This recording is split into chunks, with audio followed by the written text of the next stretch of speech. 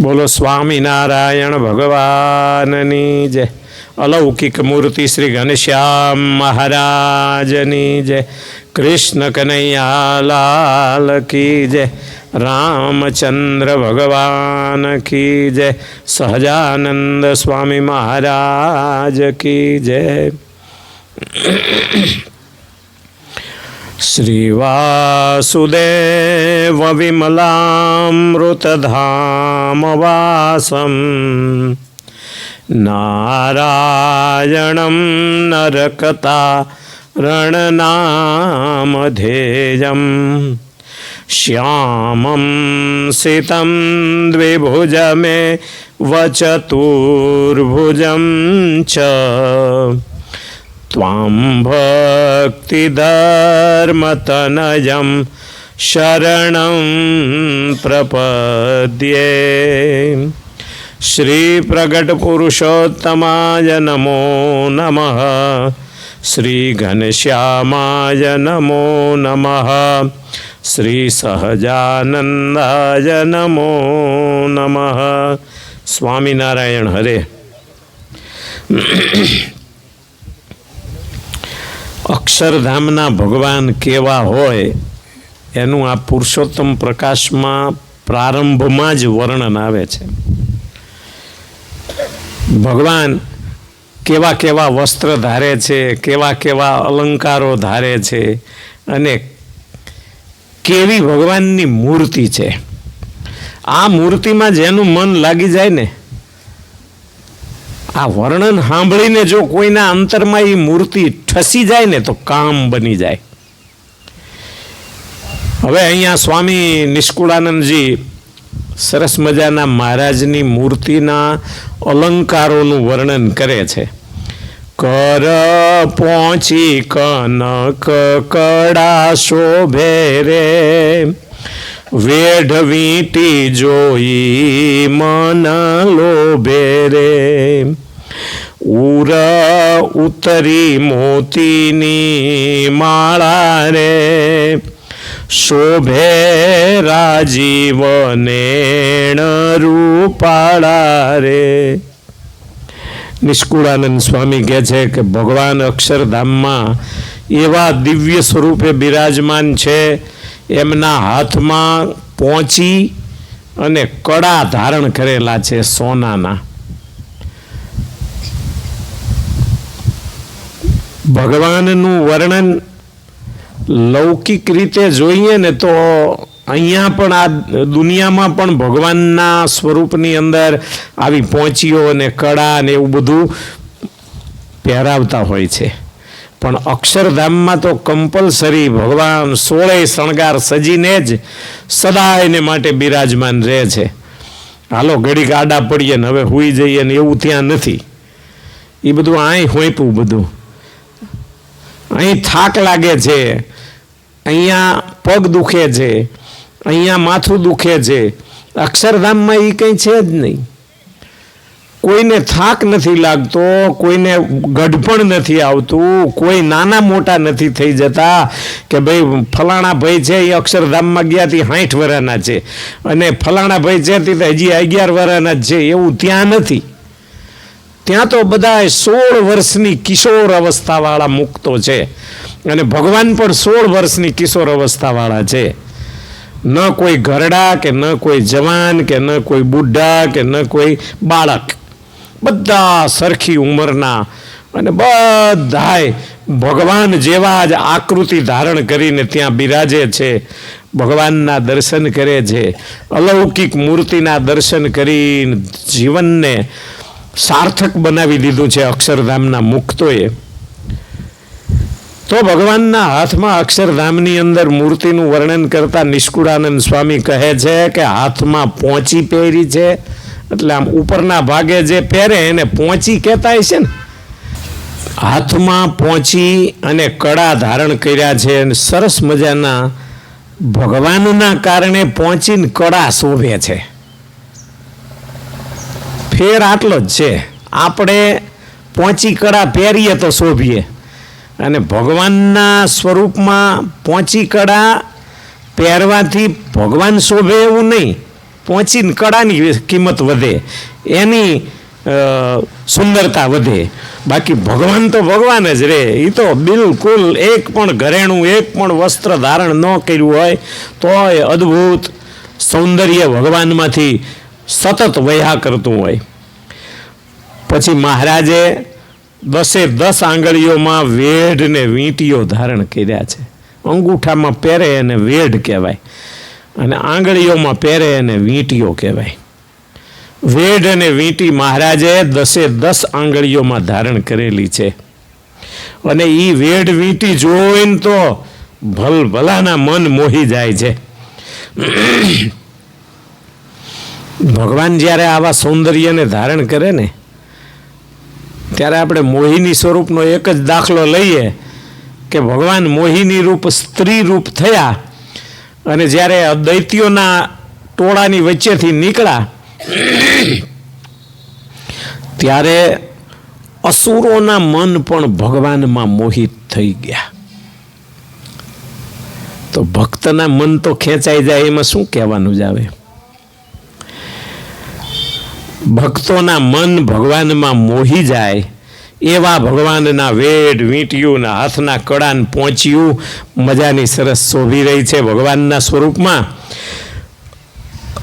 ઉરમાં એટલે છાતીના ભાગે કંઠમાં, સમજો ને, ઉતરી એટલે સરસ મજાનો સોનાનો નંગ જડિત હાર ધારણ કર્યો છે. મોતીની માળાઓ પહેરી છે. એકલું હોનું જ સુંદર લાગે એવું નથી. ખાલી મોતીની માળા હોય ને તોય ક્યારેક એટલી સુંદર લાગતી હોય ને, હાચા મોતીની માળા. અને અક્ષરધામમાં ક્યાં તૂટો છે, સંકલ્પ કરે એ બધું હાજર થાય છે. અહીંયા કંઈ દરિયામાં લેવા ન જવું પડે કે હવે મોતી થઈ રહ્યા છે, જાઓ હવે કોક મરજીવા અને દરિયામાં તળિયે જઈને વીણ્યાઓ મોતી, એવું ત્યાં નથી. અહીંયા તો સંકલ્પ થવો જોઈએ કે આજ મારે મહારાજને મોતીની માળા ધરાવવી છે. આપણો સંકલ્પ થાય એટલે મોતીની માળા હાજર થઈ જાય. કલ્પ વૃક્ષના નીચે જવાની એ અક્ષરધામમાં જરૂર નથી. નહીતર અહીંયા પૃથ્વી ઉપર કે સ્વર્ગમાં શું છે કે પોતાને કંઈક જોઈતું હોય તો કલ્પ વૃક્ષ નીચે જઈને સંકલ્પ કરે તો એને એ વસ્તુ પ્રાપ્ત થાય.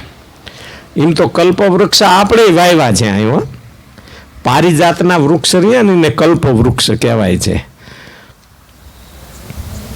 એ પારિજાતના ઝાડ નીચે જઈને સંકલ્પ કરી અને પછી તમે અખતરો કરો તો ખબર પડે કે અત્યારે એ કલ્પ વૃક્ષ કામ કરે છે કે નહીં.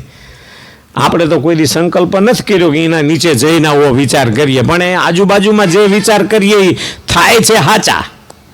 અમે સંકલ્પ કર્યો હતો કે આપણે આ વખતે બધાને પરિક્રમા કરવા માટે બોલાવવા છે, એકલા ચાલે છે. આજે આ બૈસાબગઢના ભક્તો ને જસમુતપુરના ભક્તો ને આજુબાજુના બીજા બધા ભક્તો સરસ સંખ્યામાં આવી ગયા અને સરસ પરિક્રમા કરી. આનંદ થયો કે આટલા બધા ભક્તો આપણા એક નાનકડા વચનથી આવી જાય છે. એ જ આપણું કલ્પવૃક્ષ છે. ભગવાન જેવડું કોઈ કલ્પવૃક્ષ નથી. ભગવાનની પાસે જઈને જે સંકલ્પ કરીએ ને, કારણ કે ભગવાન છે ને એ સત્ય કામ સત્ય સંકલ્પ છે. ભગવાન જે કંઈ વિચારે એ બધું સત્ય જ થાય. ભગવાન જે કંઈ ઈચ્છા કરે એ બધું સત્ય જ થાય. એટલે સત્ય કામ ભગવાન છે અને સત્ય સંકલ્પો ભગવાન છે. ભગવાન ધારે અને ન થાય એવું આ દુનિયામાં કંઈ વસ્તુ જ નથી. અઘટિત ઘટના પટી હસી. ભગવાનમાં શક્તિ કેવી છે? અઘટિત, જે ન ઘટે એવું હોય એવી ઘટનાને પણ ભગવાન ઘટાવી શકે છે. બોલો, આ ઘનશ્યામગઢવાળા લાલભા બેઠા છે સામે, એમના ભત્રીજી તમારા કનુભાઈ શેઠના દીકરી, ગામના ગોંદરે વાડી છે, એમાં વાડીમાં કૂવો ઘણો ઊંડો 40 હાથનો, અને એમાં દીકરી ઉપર કપડાં ધોતા હતા અને એક કપડું ઉડ્યું પવનનું, લેવા આમ કર્યું ને મારી ગયા કૂવામાં. દીકરી કૂવામાં ભીડ્યા, હેઠે પાણી કંઈ ન મળે, ખાલી ઢીચણ હમાણું પાણી, વચ્ચે ઓલા પથરાનો ઢગલો. પણ ભગવાને એવી રીતે પાડ્યા ને તે કંઈ નહીં, હેઠે પડી ગયા ઊભા અને સીધા પગભર પડ્યા. થોડી વાર થઈ ત્યાં અહીંયા કોઈ કામ કરનારા આવ્યા તો કે મને બહાર કાઢો ને, કે અહીંયા ક્યાં પડી ગઈ? પડી ગઈ આ કપડું લેવામાં હાથ લાંબો કર્યો, મારું શરીર નમી ગયું. તો કે વાગ્યું નથી? કે ના, કંઈ નથી થયું. બહાર આવીને કપડાં ધોઈને ઘેરે આવ્યા. લો, આ અઘટિત ઘટના કહેવાય. જે ન ઘટે એવું હોય, 40 હાથના ખાલી કૂવામાં પડે અને પગ ન ભાંગે, હાથ ન ભાંગે, માથું ન ફૂટે. અને આપણે અહીં ખાલી જમીનમાં, અમારા કોઠારી સ્વામીની વાત કરું, આ રોડ ઉપર આમ હેલા આવતા હતા ને માળા કરતા એમાં મારું શું પગને થઈ ગયું, તે આંગળી ટરી ગઈ. 3 મહિના રાખી પાટો. આ અઘટિત ઘટના કહેવાય. કે હાલતા રોડ ઉપર હાલતા પગ કઈ રીતે બેલેન્સ ગુમાવી દે અને પડી જવાય ને આંગળી ભાંગી જાય, ફ્રેક્ચર થઈ જાય. એ કેમ થાય છે? એ ઈશ્વરની ઈચ્છા હોય છે. ન ઘટે એવું પણ ઘટાવી શકે ભગવાન. અને એનો હમણાંનો તાજો દાખલો કહું ને તો અમદાવાદમાં પ્લેન તૂટ્યું, પેલા બિલ્ડિંગ હારે જઈને પડ્યું. એ બિલ્ડિંગમાં ટ્રેનિંગવાળા ડૉક્ટરો બધા રહેતા હતા. એમને કોઈને ખબર નહીં હોય કે આપણે બધા આજ મરવાનું છે. હવે એના માથે જ પ્લેન પડ્યું ને બધું ઓલું પેટ્રોલ હરગ્યું, આખું મકાન ભડથું થઈ ગયું, અંદર બેઠેલા બધા ભડથું થઈ ગયા. પછી એક છોકરાને કોઈએ પૂછ્યું કે તું કેમ? તો કે હું મારી મમ્મીને ફોન કરવા ગયો તો હું બચી ગયો. બોલો, આ અઘટિત ઘટના કહેવાય. અને એ સમજ્યા. પણ પ્લેનમાં જે 248 કે 42 કે 150 કે જે માણસો હતા એમાંથી કોઈ ન બચ્યું ને. એક જણો સીટ હોતી ઉલડીને ક્યારે કઈ રીતે હેઠો પડ્યો એ બચી ગયો. બોલો, ઘાયલ થયો. પણ મોદી સાહેબ એને પૂછવા ગયા કે ભાઈ તું કઈ રીતે બચી ગયો? કે એ મને નથી સમજાતું. પ્લેનમાંથી બહાર કઈ રીતે નીકળી ગયો અને બચી ગયો? ભગવાનને બચાવવા હોય ને તો કોઈ ન બચે એમાંથી એ બચાવી લે. અને ભગવાનને લઈ લેવા હોય ને ત્યારે તમે ગમે એટલા હવાતિયા મારો ને કંઈ કામ ન બને. આપણું ધાર્યું કંઈ જ ન થાય, ભગવાનનું ધાર્યું જ બધું થાય. માટે ભગવાન સત્ય સંકલ્પ છે ને સત્ય કામ છે. એમનો જે કંઈ આમ અંદરથી સંકલ્પ ઉઠ્યો એટલે સત્ય જ થાય. એ ધારે તો ન બનવાનું બની શકે.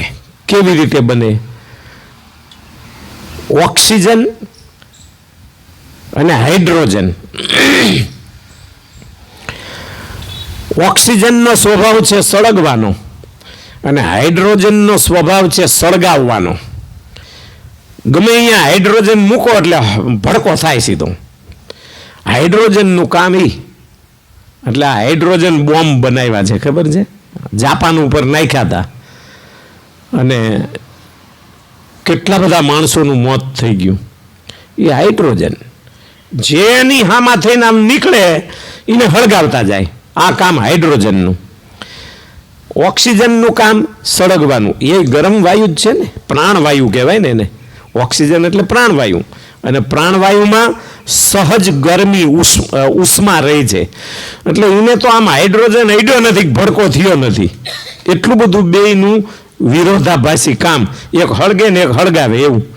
હવે એ બે ભેગા થાય ત્યારે શું થાય છે? પાણી, H2O એટલે પાણી. હળગવાવાળું અને હળગાવવાવાળું બે ભેગા થાય ત્યારે પાણી બને. આવું ક્યાંય સાંભળ્યું છે? પણ એ ભગવાન કરે. ભગવાન ધારે એ કરે. માતા પિતાના એક નાનકડા અંશથી કેવો સરસ મજાનો માણસ બને. એક નાનકડા વડના ખસખસના દાણા જેવડા બીજમાંથી કેવડો મોટો ઘેઘૂર વડ ઊભો થાય. આ કોણ કરી શકે? આપણી તાકાતથી કરી શકે? આપણે તો કેટલાય 5 મણ લાકડા લાવ્યા હોય, ગેસનો બાટલો ખાલી થઈ જાય, લાકડા ખાલી થઈ જાય ત્યારે આપણો મગજ થોડોક શેકાય. અને ભગવાન શેકવા ધારે ને એટલે સૂર્યને કે જરાક ગરમ થાય છે ભાઈ, બધાને શેકી નાખે. ઈ ધારે ઈ થાય. હિમાલયમાં કોઈ દી ગરમ પાણીના ફુવારા હોય ખરા? પણ ગંગોત્રીમાં જાઓ તો ગરમ પાણી, બદ્રીનારાયણમાં જાઓ તો ગરમ પાણી, આ બાજુ આપણે તુલસી શ્યામમાં જાઓ તો ગરમ પાણી. એવા તો કેટલાય ઠેકાણા છે કે જ્યાં ગરમ પાણીના કુંડ છે. હા, આવા ઘણી જગ્યાએ ગરમ પાણીના કુંડો. તે અહીંયા કોણ ગરમ કરવા જાય? એટલા હિમાલયમાં બરફના થર જામેલા હોય, પણ એ ગૌરીકુંડમાં જાઓ એટલે ગરમ પાણી હોય. તમે અંદર પડો એટલે દાઝી જાઓ. બદ્રીનારાયણમાં અંદર પડો એટલે તમારે આમ ફફોલા ઉપડી જાય, એટલું ગરમ પાણી હોય. આ ગરમ પાણી કોણ કરવા જાય છે એ આપણને ખબર નથી પડતી. બાકી ઈશ્વર સિવાય આવી સૃષ્ટિની રચના બીજો કોઈ ન કરી શકે. માટે ભગવાન છે ને, ન થઈ શકતી વસ્તુને શક્ય બનાવી દે, એને જ ભગવાન કહેવાય. 6 પ્રકારના ઐશ્વર્ય જેની અંદર હોય ને એને ભગવાન કહેવાય. ષણ્ણામ ભગાનામ સમૂહ ભગવાન. 6 ભગનો સમૂહ. ભગ એટલે ઐશ્વર્ય. ઐશ્વર્યના 6 પ્રકાર: લક્ષ્મી, કીર્તિ, યશ, પરાક્રમ, ઓજ એટલે તેજ. આવા બધા જે 6 પ્રકારના ઐશ્વર્યો છે એ ભગવાનમાં સહજ રહ્યા છે. આપણે થોડા થોડા છે. મનુષ્યમાં કે પ્રાણીઓમાં બહુ ઝાઝા ઐશ્વર્ય ન હોય. બહુ તો 1 જણો 2 જણાને મારીએ કે, ત્યારે ભગવાન ધારે ને તો એક ભૂકંપ એવો આપે ને કે કેટલાયનું કામ કરી નાખે.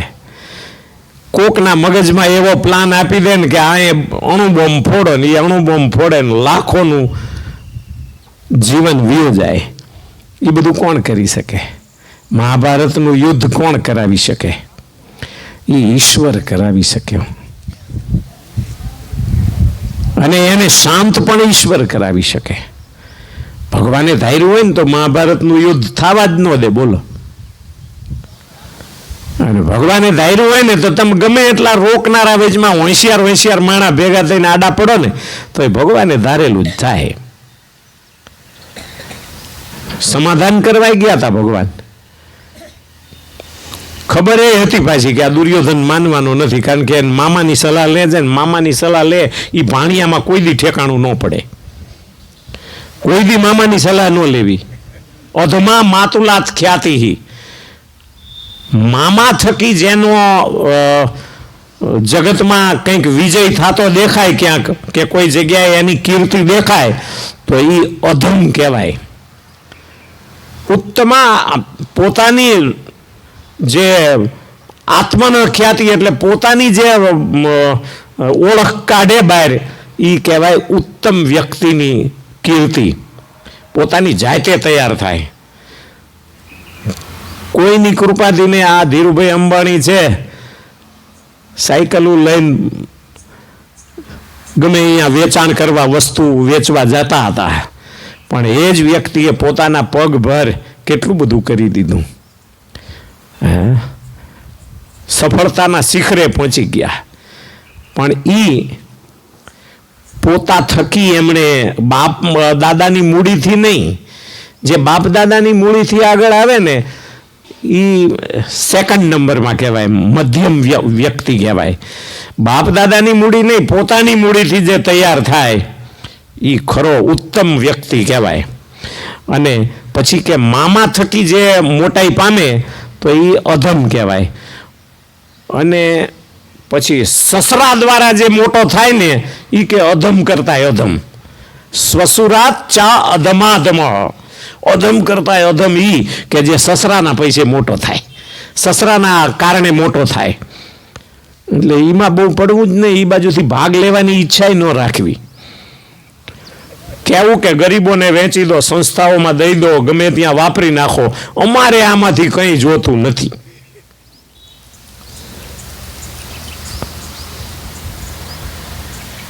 અમે યુકે ગયેલા, બહુ પ્રતિષ્ઠા ગુરુકુલની થવાની હતી ને પહેલાં. પછી હું ને શ્રીજી સ્વામી બે ગયેલા. તે એક હરિભક્ત છે ત્યાં, એ નામ દેવાની ના પાડે એટલે નામ નહીં દઉં, પણ આપણા વઢવાણના દેપાળા હરિભક્ત છે. તે એમના બા બીમાર, છેલ્લી પથારી જેવું જ કહેવાય એવું. પછી અમે એમના ઘેરે પધરામણીએ ગયા ને, એટલે કે સ્વામી મારી બાના ઘરેણા છે. તે કીધું બે ભાઈ ભાગ પાડી લો. કે ના, મારો ભાઈ ના પાડે છે કે મારે બાનું કંઈ જોતું નથી, અને મારી તો જરાય ઈચ્છા નથી કે બાનું આપણે કંઈ લેવું ને વાપરવું. તો મેં કીધું તો શું ઈચ્છા છે? મને કે આ બધું તમે લઈ જાઓ. તો ઓછામાં ઓછા 30 તોલાના ઘરેણા બધા અમને આપી દીધા. બોલો,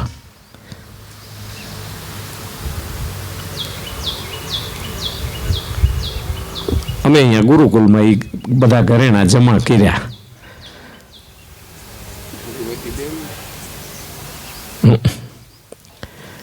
પણ મા બાપ થકીએ અમારે કંઈ જોતું નથી. આવા દીકરા કેટલા ભાગ પાડે ત્યારે ઓછું જરા કંઈ મળે તો હગ્ગા ભાઈની હારે આખી જિંદગી વેર રાખે, એવા તો ઘણા છે. પણ મારે કંઈ જોતું જ નથી બા બાપુજીનું. હું મારા પૈકે જે મળશે ને એ હું ભોગવીશ. મારે ભાગ નથી જોઈતો. બાપુજીની જ્યાં ઈચ્છા હોય ત્યાં વાપરે, બાની જ્યાં ઈચ્છા હોય ત્યાં વાપરે. આવા દીકરાઓ કેટલા હોય. ઉત્તમ ખ્યાતિ એની થાય કે જે પોતાના પગે ઊભો થાય. માટે હંમેશા કોઈની કંઈ પણ અપેક્ષા રાખ્યા સિવાય ઊભા થવું. અપેક્ષા કોઈની ન રાખવી. અપેક્ષા છે ને એ જ મૃત્યુ છે. આપણી ઈચ્છાઓ અપેક્ષાઓ બાકી હોય અને આપણે મરી જઈએ ને, એનું નામ મોત કહેવાય. પણ આપણી ઈચ્છાઓ પૂરી થઈ ગઈ હોય અને આપણે હજી જીવતા હોય તો આપણે મોક્ષ ગતિને પામ્યા કહેવાય. કારણ કે ઈચ્છાઓ બધી પૂરી થઈ ગઈ એટલે આપણો મોક્ષ થઈ ગયો. માટે ઈચ્છાઓ બહુ લાંબી કરવી જ નહીં, અને ઈચ્છાઓ કોઈની જલ્દી પૂરી થાય નહીં. પછી એક ઉપર બીજી ને બીજા ઉપર ત્રીજી ને આપણા ઈચ્છાઓના કોઈની છેડા તો આવતા જ નથી. એવું થોડું છે કે હવે આટલેથી ઊભા રહી જાઓ, હવે આગળ નથી વધવું. ગુણાતીતાનંદ સ્વામી કે 12 મહિનાનો બાજરો થઈ જાય ને એટલે કે ગાડી ભરીને મંદિરમાં જતું રહેવું, રોટલા રાંધીને ખાવાના, આખો દી સત્સંગ કરવું, મહિનો મંદિરમાં પડ્યા રહેવું. આ ગુણાતીતાનંદ સ્વામીનો આદેશ છે ભાઈ. બાજરાનું થઈ ગયું એટલે પૂરું. પછી એમાં બીજી અપેક્ષાઓ રાખવી જ નહીં કે મર્સિડીઝ લાવવી છે ને, BMW લાવવી છે ને, ઓલી 4 બંગડીવાળી લાવવી છે. એ ઈચ્છાઓ જ નહીં રાખવાની. સહેજે મળે કરો, સહેજે મળે તો પાછી દાય નહીં પાડવાની કે ના નથી જ જોતું, એમ નહીં. પણ બાઉન્ડ્રી એટલી રાખવાની કે પછી ખાલી ખોટા વલખા નહીં મારવાના. અઘટિત ઘટના સામર્થ્ય માત્ર ભગવાનમાં છે. આપણે જે કરીએ ને તો ઘટવાનું જ હતું ને કર્યું આપણે, પણ ભગવાન ધારે ને એટલે એ ન ઘટવાનું હોય ને એવું ઘટી જાય. તો ભગવાન છે ને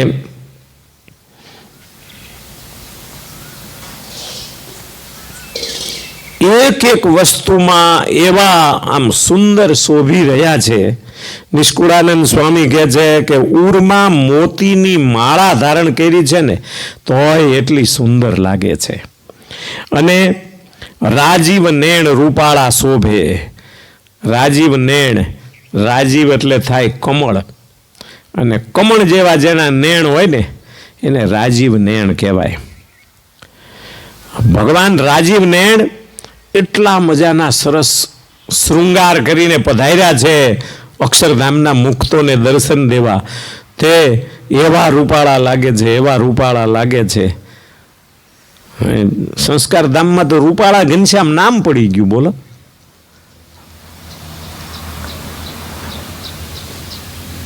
રૂપાળા ઘનશ્યામ. અને ખરેખર લાગે પાછા એવા હો. આ દુનિયામાં કોઈ માણસ એવો ન હોય કે ભગવાન જેવો દેખાય. जिसकी प्रतिमा इतनी सुंदर वो कितना सुंदर होगा. જેની પ્રતિમાઓ આટલી સરસ છે તો એ અસલ સ્વરૂપમાં કેવા હશે. ખાલી લોભ લાગે ને કે એ અસલ સ્વરૂપને મારે જોવું છે તોય આ દુનિયામાં એને બીજું કંઈ ગોઠે નહીં. પછી એને એક જ જગ્યાએ તાન લાગી જાય કે હવે ગમે એમ કરીને એને પહેલા પામવું છે. કબીર હસના દૂર કર રોને સે કર પ્રીત બિनु રોયે કિત પાઈએ પ્રેમ પિયારે મિત. કબીરદાસ કહે છે કે હસવાનું મૂક અને રડવા માંડ. જે રડે એને પરમાત્મા મળે. જેની આંખમાં આંસુ જ ન આવતું હોય ને એને ભગવાન મળવા થોડાક મુસીબત વાળું છે. કારણ કે એને અંદરથી પ્રેમ નથી જાગતો. જેને પ્રેમ જાગે એ જ રડી શકે.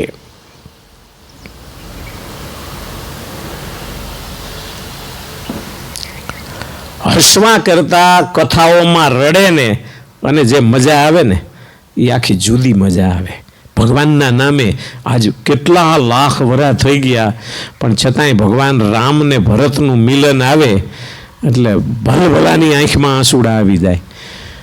આખી સભા ડુસકા ભરીને રડતી હોય. કારણ કે રામ અને ભરતનો એ જે મિલનનો પ્રસંગ છે ને અદ્ભુત પ્રસંગ છે. કેટલા લાખો વર્ષ વીતી ગયા તોય હજી રામ ને ભરતના મિલન જો આપણને રડાવતા હોય, નથી લાગતું કે એ જ ભગવાનની આપણી નિશાની છે. એ જ ભગવાન કે એની વાતો વારંવાર સાંભળો ને તોય સાંભળવાનું મન થાય. મેં સત્સંગી જીવનની પહેલી કથા કરી. પછી અમદાવાદ અમે ગયા તો અહીંયા એક મિસ્ત્રી છે નટુભાઈ. પણ નટુભાઈ મિસ્ત્રી મને કે ભલા માણા તમે તો કે શું કર્યું કે હજી એમ લાગે છે કે શ્રીજી મહારાજની નાનામી ખંભાઈ ઉપાડીને આપણે હાયલા જઈએ કે. સત્સંગી જીવનની કથા અને ભગવાનનો અક્ષરધામ ગમનનો જે પ્રસંગ એને પહેલી જ કથા હતી મારી અને લડાવીને વાત કરેલી ને એને મનમાં એટલું લાગી આવ્યું ને તે અઠવાડિયા પછી ભેગા થયા ને તો કે હજી આમ જાણે મહારાજને ખંભે આપણે પાલખી ઉપાડીને જાતા હોય ને અગ્નિ સંસ્કાર કરવા અને ભગવાન આપણને બધાને કેવા રડાવતા હોય એવા આપણને દ્રશ્ય હજી દેખાય છે. આ મજા આવે. પછી મેં કીધું તમને દુઃખ થયું કે ના મજા આવી ગઈ. શું કામ? ભગવાનના નામે રડવું ને એ આનંદ હોય છે. કોઈ કથામાં બહુ કરુણ પ્રસંગ આવ્યો હોય ને પછી કોઈ રડતા હોય ને પછી ઘરે જાય એટલે એમના ઘરવાળા કે બાપા કે બા કે કોઈ પૂછે ને કે આજ શું કથામાં? અરે આજ તો ભારે મજા આવી. ભગવાનના નામે રડે ને તોય મજા લાગે. અને દીકરો એકનો એક વિયો ગયો હોય તો મજા આવે. કોઈ એમ કે ભારે મજા આવી ને રડવાની તો એની વાંહે ધોકો લઈને પડે. દીકરા જેવો દીકરો વિયો ગયો ને તું એમ કહે છે કે મજા આવી.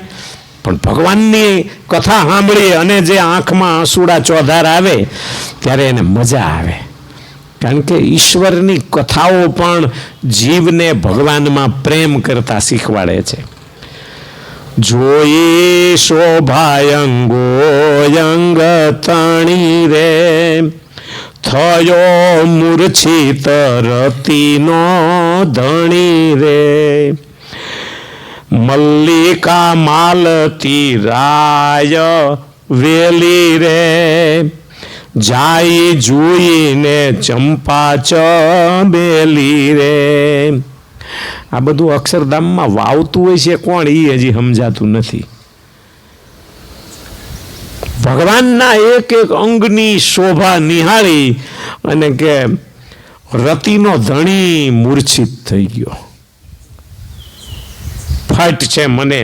હું માનતો હતો કે મારા જેવો દુનિયામાં કોઈ રૂપવાન નથી પણ આ શ્રીહરિની મૂર્તિ નિહાળી અક્ષરધામના ધણીનું સ્વરૂપ સૌંદર્ય નિહાળ્યું એટલે મને તો હવે આમ ક્યાંય ચેન પડતું નથી.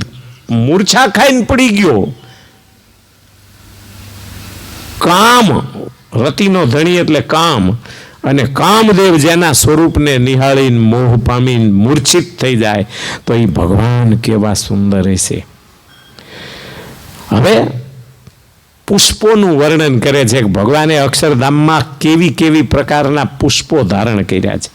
મલ્લિકા, માલતી, રાયવેલી, જાય, જુઈ, ચંપા, ચમેલી, કુંદ એટલે મોગરો, કેતકી, કેતકીના પુષ્પ આવે છે, બકુલ, બકુલ એ એક બટ મોગરો કહેવાય ને એને બકુલ કહેવાય. મોગરા ઘણી પ્રકારના છે. અને નૂત નામના પુષ્પો, પછી પોપ જાતિના પુષ્પો, પારિજાત પુષ્પો, પ્રસૂત નામના પુષ્પો, કંજ એટલે કમળ, કેસર, સેવતી, સેવંતી તો આપણે જોઈ હોય, પેલા સફેદ ફૂલ પછી બીજા એવા કલરફુલ આવે અને આમ પોળા હોય, હજારી એકદમ આમ હાંકડું હોય, આ રહ્યું આમ પોળું થયેલું પુષ્પ હોય, પણ એ સેવંતીના પુષ્પ, આપણે એને ગુલદાવદી પણ કહેતા હોઈએ છીએ. પછી ગુલછડી, ગુલદાવદી, આવા પુષ્પો મહારાજે સરસ મજાના ધારણ કર્યા છે, અનેક પ્રકારના પુષ્પો. પુષ્પોનું વર્ણન આવ્યું છે ત્યારે અમારે હૈદરાબાદના સૌજી બાપાની વાત કરું. સૌજી બાપા શિવ ભક્ત છે. જીવરામભાઈના ભજીન દીકરા ભાઈ થાય. એ સૌજી બાપા શિવ ભક્ત, વધારે નર્મદા કિનારે ભજન કરવામાં 12 માસ રાખે. ત્યાં જ 12 મહિનામાં ઘરે તો કદાચ 15 દી જાતા હોય તો, બાકી નર્મદા કિનારે ભજન કરે. અને ભજન કરે એટલે એમને અહીંયા ગંગનાથ મહાદેવ છે. આપણે ચાણોદ જઈએ ને તો ચાણોદથી હાવ નજીક જ હામા કાંઠે ગંગનાથ મહાદેવનું મંદિર છે. આશ્રમ છે સરસ મજાની, ત્યાં સુવિધા છે, બધાને જમાડે, જેટલા આવે એટલાને, કોઈને ના ન પાડે. અને આ બાપા ત્યાં મહિનો થાય એટલે 50,000 રૂપિયા આપી દે, લો અન્નક્ષેત્રમાં વાપરો. એટલે બાપાની સેવા પણ સહેજે થઈ જાય. બાપાને એ કોઈ ચિંતા નહીં. પણ 2 વસ્તુ જમવાની, દાળને રોટલી અથવા તો દાળને ભાત, અથવા તો શાકને રોટલી અથવા તો શાકને ભાત, 2 વસ્તુ જમે. 2 માણસ અહીંયા જ રહે ને ભજન કરે, એકલા નહીં પાછા, 2 જણા રહે. હવે એ મને એકવાર કે સ્વામી હું મહાદેવની માળા કરવા બેસું ને, ઓમ નમઃ શિવાય, ઓમ નમઃ શિવાય જાપ કરું એટલે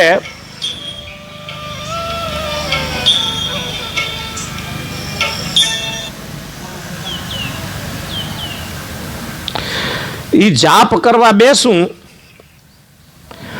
પછી સવારે 2-2:30 વાગે જાગી જાઉં અને જાપ કરવાનો જેવો ચાલુ થાય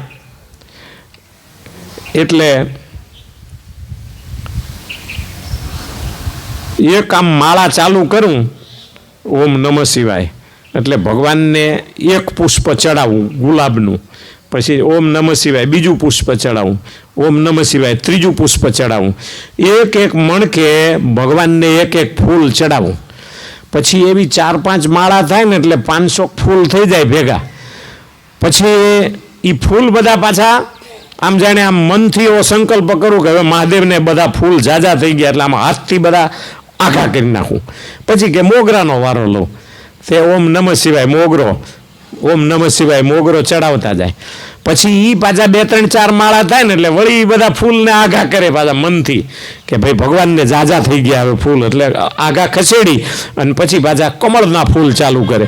એવા 108 પ્રકારના ફૂલ ભગવાનને ચડાવે. 108 પ્રકારના ફૂલ આપણને નામે ન આવડે, એ ગમે ત્યાંથી ગોતી આવે નામ. મોગરો ને કુંદ ને કુસુમ ને આન તેન કેટલાય નામ. એ બધા પૂજા કરતા કરતા સવારે 8 વાગે સ્વામી એટલે ઘરના ચમચી ખખડાવે કે ચા તૈયાર થઈ ગઈ છે, હાલો હવે. એ ચમચી ખખડાવે એટલે ચા પીએ. ચા પીધા પછી વળી પાછા થોડી વાર આમ બગીચામાં આંટો મારી અને વળી પાછા અડધો કલાક પછી પાછા બેસી જાય ભજનમાં. તે બપોરે 12 વાગે ચમચો ખખડાવે. એટલે ચમચો ખખડાવે એટલે સમજી જવાનું કે હવે જમવાનો ટાઈમ થયો. 2 વસ્તુ જમવાની, પછી 1-2 કલાક આરામ કરીએ, 4 વાગે વળી પાછા લાગી જવાનું. આખો દિવસ એ ઓમ નમઃ શિવાય કરતા કરતા ભગવાનને 108 પ્રકારના પુષ્પોની માળાઓ ચડાવતા હોય એવો ભાવ કરે. હજારો પુષ્પો ભગવાનને સંકલ્પથી ચડાવે. અને એ કે પાછા મને દેખાય આમ, હો કે હવે મોગરો ચાલુ કર્યો એટલે મોગરા જ થાય આમ, પછી કે કમળ ચાલુ થાય એટલે કમળ જ દેખાય, આમ ઢગલા થઈ જાય શિવની આજુબાજુમાં તો મોટા. એમ પુષ્પો ભગવાનને ચડાવતા જઈએ ને માનસી પૂજામાં તો આપણને પણ એવી જ મોજ આવે. હો, ઠાકોરજીના ચરણોમાં એક પછી એક ફૂલની આમ હાયર કરતા જઈએ તો ફૂલથી આપણે ભગવાનને તુલસીથી ચડાવીએ ભગવાનને, અને એ તુલસીને પાછા ખસેડતા જઈએ, વળી બીજા પુષ્પો લઈએ. એમ કરતાં કરતાં જો માળા કરતા જઈએ તો કેવી મોજ આવી જાય. પણ આપણે સારું મન માકડા જેવું છે ને, એટલે માળા કરી કે વાડીએ આંટો મારી આવ્યા ખબર ન પડે.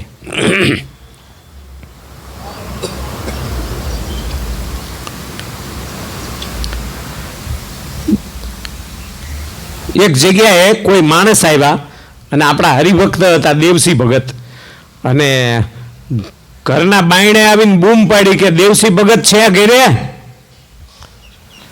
તે દેવસી ભગત પૂજામાં બેઠેલા અને માળા કરતા હતા એટલે બોલાય નહીં. પૂજામાંથી તો જે હારા હારા હરિભગત હોય એ તો ન બોલે, બીજા હોય તો વાતો કરતા જાય ને માળાય કરતા જાય, બધું હાલતું હોય. પણ અસલ ભગત હોય ને એને ખબર હોય કે પૂજા કરતા કરતા જો એકવાર બોલીએ ને તો મૂર્તિમાંથી મહારાજ વયા જાય. રાઘવાનંદ સ્વામી શિવલાલ શેઠ પાસે બોટાદમાં, એ જ્યારે પૂજા કરવા બેહે ને ત્યારે સામે આવીને માળા કરે રાઘવાનંદ સ્વામી. અને રાઘવાનંદ સ્વામી માળા કરતા કરતા શિવલાલની મૂર્તિમાન ભગવાનને જોવે. એમાં એક દિવસ કંઈક એવી જરૂર પડી ગઈ ને શિવલાલ ભાઈ બોલ્યા એટલે ભગવાન વયા ગયા. ભગવાન અંદર મૂર્તિમાંથી નીકળી ગયા એટલે સ્વામી ઊભા થઈ ગયા અડધી પૂજાએ. નહીં તો રોજ પૂજા પૂરી થાય ત્યાં લગી સામે બેહતા. પછી કે સ્વામી બેવાને કેમ ઊભા થઈ ગયા? તો કે જેને જોવા આવતો તો એ તો હવે વયા ગયા છે, હવે કોને જોવા બેહું તારી સામે? ત્યાં વાતો કરી, ઘરવાળાને કંઈક સૂચના કરી, માં એ તો જતા રહ્યા ભગવાન. આટલી વાર લાગે વાતો કરીએ ને એટલે ભગવાનને માઠું લાગી જાય. ભગવાન સામે બેહો પછી વાતો નહીં કરવાની, પછી ભગવાન જ આપણા કેન્દ્ર બિંદુમાં ભગવાન જ રહેવા જોઈએ. એમ આ ઓલા ભગત માળા કરતા હતા, બોલાય તો નહીં, પણ કે કોણ આવ્યું છે એવું મનમાં થયો સંકલ્પ, હશે કોઈ. અમે પણ દીકરાના વહુ હજી અઠવાડિયું 15 દીથી જ પરણીને આવેલા. એમને હાથ પાડીને કીધું કે ભગત દેવસી ભગત ઘરે નથી, એ કો હંધાવા ગયા છે, ચામડાનો કો, અને એ હંધાવા ગયા છે. ભગતના રૂવાડા અવળા થઈ ગયા. અહીં પૂજા કરું છું એને ખબર છે કે હું પૂજા કરું છું ને એમ કે ચામડાના કોને હંધાવા ગયા છે. હમણાં પૂજા થાય એટલે વાત છે ને, કહી દઉં એની સાસુને કે આવી રીતે એની જીભ ઠેકાણે રાખજો થોડીક. અને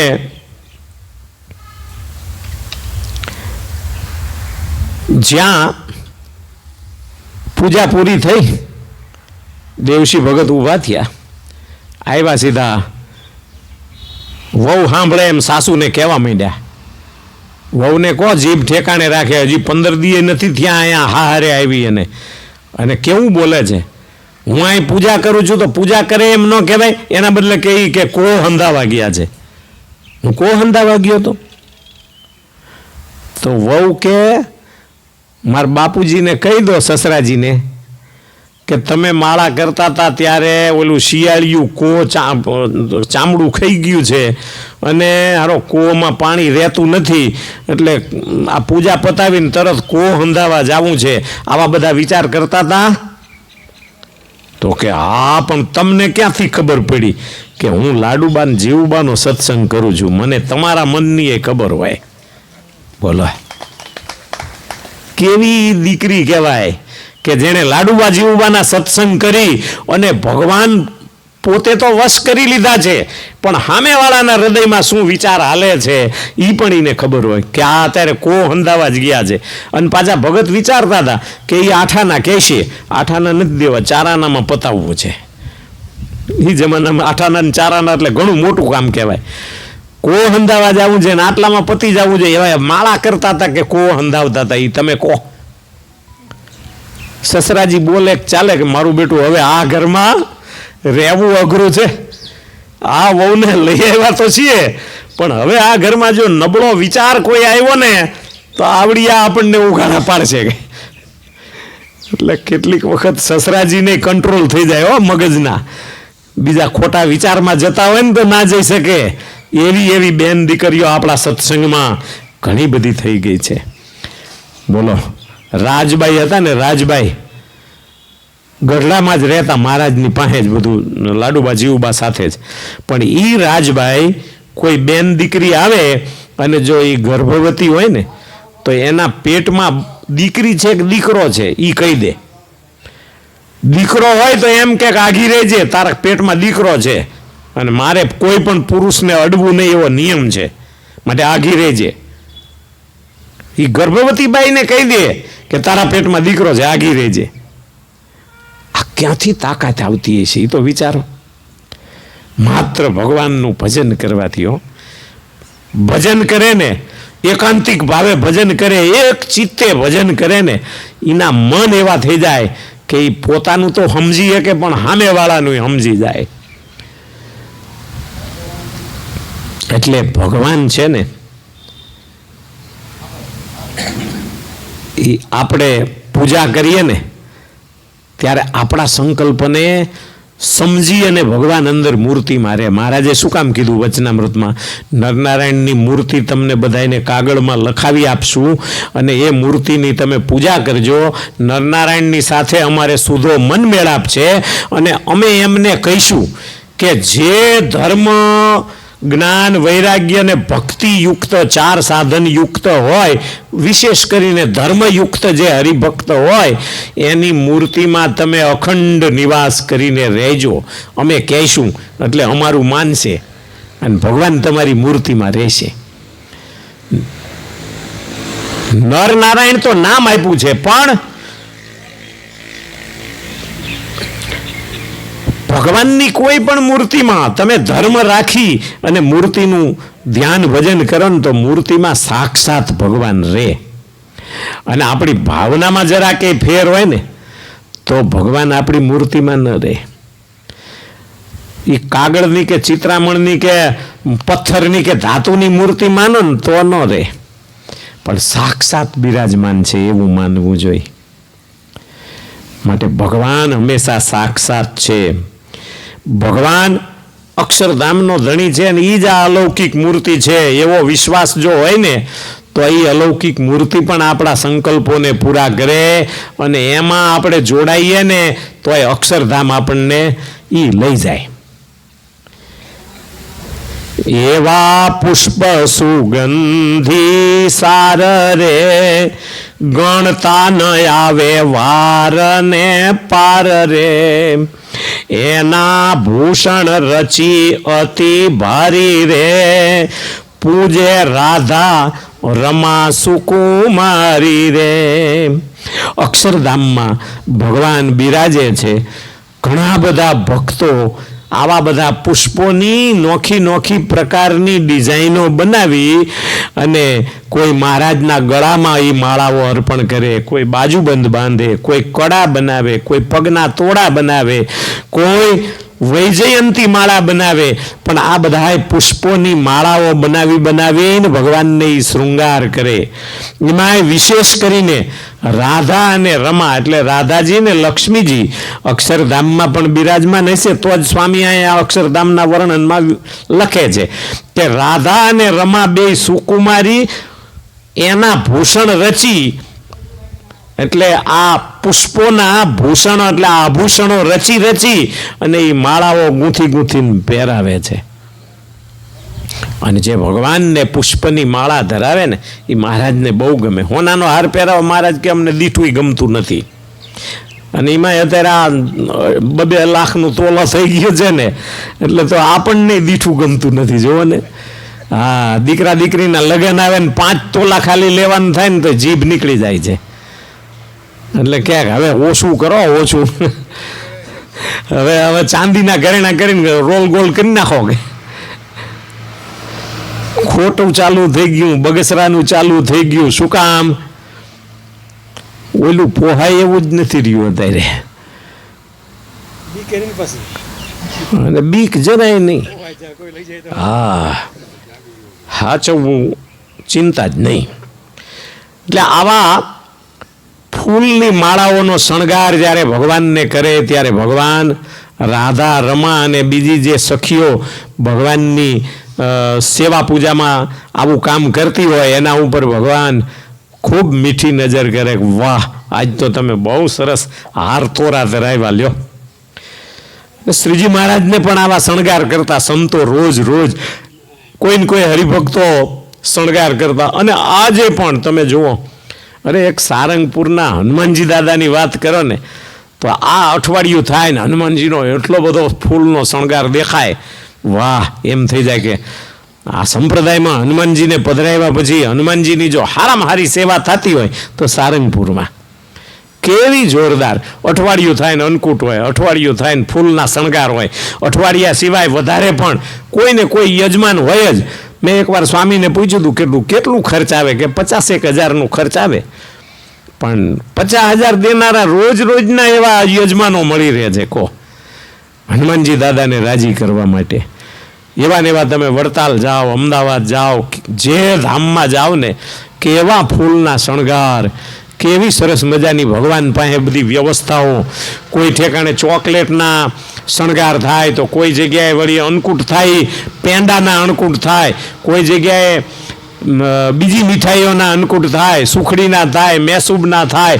એવા અન્નકૂટ અઠવાડિયે ને અઠવાડિયે જોવા મળે આપણને એમ થાય કે આપણે દિવાળીએ એક વખત અન્નકૂટ આવે તોય થાકી જઈએ. અને આ લોકો વ્યવસ્થા કરીને થાકતા નહીં હોય, પણ એ કાયમનું રૂટીન થઈ ગયું ને. આજે અમે પરિક્રમા કરતા હતા ને તે એક હરિભગત કે સ્વામી જાય હે ગાયે ઘા કે, એટલે કોક બોલ્યું કે એમને કાયમનું થયું ને એટલે કે જાય જ કે રોજે રોજ અમારે ફરવાનું જ, તમે તો નવા રોજ. અમારે જે બાંધેલા છીએ એ તો બધા એમનામ જ છીએ, રોજે રોજ ફરવાની પરિક્રમા. તે પગ રાઉસ થઈ ગયા બોલો. નહીં તો રસુભાઈ તમારી જેમ હું થાપલા ભરતો હતો. તમે 5 હાથ પરિક્રમા કરીને હેઠે બેસી ગયા, પણ અમારે તો એ 45-50 કરીએ જ, પણ મોજ આવે.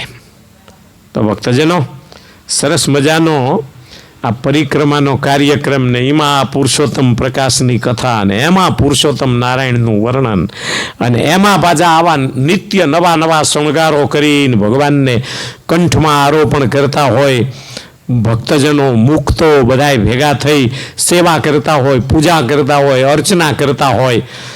કેવો આનંદ હોય એ વસ્તુનો. જેતલપુરમાં શ્રીજી મહારાજ બિરાજતા હતા અને એમાં જીવણ ભગત મઠનો રોટલો લઈને આવ્યા. 2 માણાએ ઉપવાસ કર્યો અને એક રોટલો નહીં તો ફળેસ ખાતા 2 જણા, પણ એક રોટલો ભગવાન માટે કર્યો. ઘી નહોતું, તેલ નહોતું, બીજું કંઈ વસ્તુ નહીં, ખાલી મીઠું નાખી અને મઠનો રોટલો બનાવ્યો. અને એક પાત્ર હતું કંઈક, એમાં ઢાંકી અને માથે એક મેલું ગેલું વસ્ત્ર ઢાંકીને લઈને આવ્યા. પણ શરમ આવી કે પુરુષોત્તમ નારાયણ એના માટે પડાપડી થાય છે. જોવો ને કેવી કેવી મીઠાઈઓ લાવે છે લોકો, અને હું આ મઠનો રોટલો આપું ને ભગવાન ખાય ખરા. મને લાગે છે કે દેવ સરોવરમાં સીધો ઘા કરી દીશે. મહારાજ જોઈ ગયા કે ઓલો ભગત મારા માટે પ્રેમથી ઉપવાસ કરીને 2 માણાએ પ્રેમથી આ રોટલો લાવીને દીધો છે, અને જો હું ન ખાઉં, એનો મનનો સંકલ્પ પૂરો ન કરું તો મારા જેવો ભગવાન ક્યાંથી બીજો.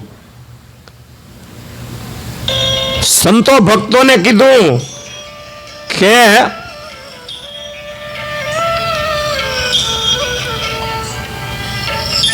બંધ નથી થતો જલ્દી. સંતો ભક્તોને કીધું કે બધા જગ્યા કરો, ઓલા જીવન ભગતને આવવા દો. અને જીવન ભગત નજીક આવ્યા ને એટલે કે શું લાવ્યા છો?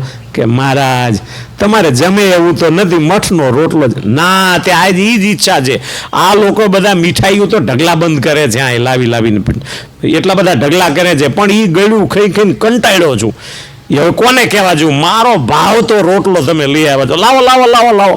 અને મહારાજ એ પાત્ર હોતો રોટલો માગ્યો તો કે મહારાજ પણ નથી તમારે ખાયો, ના લાવો જ. અને એ મહારાજે મઠનો રોટલો આંચકીને હાથમાં લઈ લીધો, હથેળીમાં લઈ અને કે આય હખ નહીં લેવા દે. એટલે આમ ધાબા ઉપર ચડી ગયા. બોલો, શ્રીજી મહારાજ ધાબા ઉપર ચડ્યા ને તે નિત્યાનંદ સ્વામી, બ્રહ્માનંદ સ્વામી બધાય મોટા મોટા સંતો ઉપર ગયા. મહારાજ આ મઠનો રોટલો ખાઈને પેટમાં દુખાડે છે કે હાલો કેટકો કેટકો ભાગ પાડીએ. બધા ઉપર ચડ્યા. પણ વિદ્વાન સંતો ભાઈ આમ જોયું ને મહારાજનું સ્વરૂપ. સવારનો પહોર છે, દિવસ ઉગી ગયો છે, ભક્તોએ આવીને પૂજા અર્ચના કરેલી છે, મહારાજના કપાળમાં ચંદનની અર્ચા છે. અને તરત જ શ્લોક સ્ફુર્યો, સ્નાતમ ચંદન ચર્ચિતમ નિજ જનૈ પુષ્પસ્રજાલંકૃતમ પ્રાતઃ સૂર્યમયુખ સેવિત મુખમ શ્રી ચંદ્રશાલોપરી. ચંદ્રશાલા એટલે ધાબુ, અગાસી. ચંદ્રશાલોપરી ધ્રુતવા રોટક મેક પાણી તલકે. એક ડાબા હાથમાં રોટકમ એટલે રોટલો ભગવાને ધાર્યો છે. ધ્રુતવા રોટક મેક પાણી તલકે ભૂંગવા અન્ય હસ્તે ન તમ. બીજા હાથથી પાછા એ રોટલો ભાંગી ભાંગીને મહારાજ જમતા જાય છે. ભૂંગવા અન્ય હસ્તેન તમ ભુંજાનમ પ્રવિલોક્ય સેવક ગણાન વંદે સદા સ્વામીનમ. આવા ભગવાન સહજાનંદ સ્વામીને અમે વંદન કરીએ છીએ કે જે આવા પ્રેમી ભક્તોનો પ્રેમ પૂરો કરવા મઠના રોટલા ખાય. અને ભાઈ જીવન ભગતનો મઠનો રોટલો ખાતા ખાતા નિત્યાનંદ સ્વામી કે મહારાજ પેટમાં દુખશે બહુ, પછી વધારે પ્રેમ ન સ્વીકારી લેવાય, લાવો અમને પ્રસાદી આપો. એટલે મહારાજ કે ના, આ પ્રસાદી કોઈ ન દઉં. કે ના મહારાજ થોડી થોડી તો આપો જ. અને બધાને કેટલો કેટલો ભાગ આપ્યો. એ બધાએ જેમ્યા. જીવન ભગત તો એવા રાજી થયા કે હા હા હા, તું કહેતી હતી સાચું પડ્યું કે આપણો પ્રેમ હોય ને તો ભગવાન મઠનો રોટલો જમે ખરા. બીજે દી આસજીભાઈ લઈ આવ્યા રોટલો. અમદાવાદથી ઊંચામાં ઊંચી ક્વોલિટીના મઠ લઈ આવ્યા ઘોડાગાડી લઈને. અને લાવીને એને ફોતરા બોતરા કાઢી, પલાળીને ફોતરા કાઢી નાખ્યા ને પછી દળીને સરસ મજાનો મોણ નાખી ઘીનો અને રોટલો બનાવ્યો. અને ફૂલીને દડો થયો ને એટલે અંદર ઘી ભર્યું, માખણ ભર્યું અને એમાં હાકર ભભરાવી, એના ઉપર કાજુ દ્રાક્ષના થર માર્યા. અને પછી હોનાની થાળીમાં આસજીભાઈ રોટલો લઈને આવ્યા, ઢાંકીને મજાનો મખમલનો રૂમાલ. આવીને કે મહારાજ આ થાળ લાવ્યો છું તમને જે બહુ ભાવે છે નહીં. તો કે હું બહુ ભાવે છે એ લાવ્યો કે મઠનો રોટલો. કાલે તમે બહુ વખાણતા હતા ને કે ભારે મજા આવી. તો એ મઠનો રોટલો પણ ઓલા જીવનના અહીંયા તો શું હોય, હલકા ક્વોલિટીના મઠ હોય. આ તો ઊંચા ઊંચી ક્વોલિટીના મઠ લાવ્યો છું અને એને દળાવીને રોટલો તમારા માટે જ કર્યો છે. મહારાજ લ્યો. તે મહારાજને પરાયણે આમ હાથમાં થાળ આપ્યો. તે મહારાજ કે આ મઠના રોટલા ખાઈને પેટમાં દુખે, આ તો માછલા ખાય. અને નાખ્યું, માછલાએ ખાધું. મહારાજ ન જમ્યા. એ કે એ બિચારો ગરીબ માણા હતો ને મઠનો રોટલો લાવ્યો હતો એટલે મને પ્રેમ હતો. તું તો ભલા માણા 56 ભોગ રોજ કરતો, તારે ક્યાં તાણ છે? મને કંઈક સારું ખવડાય.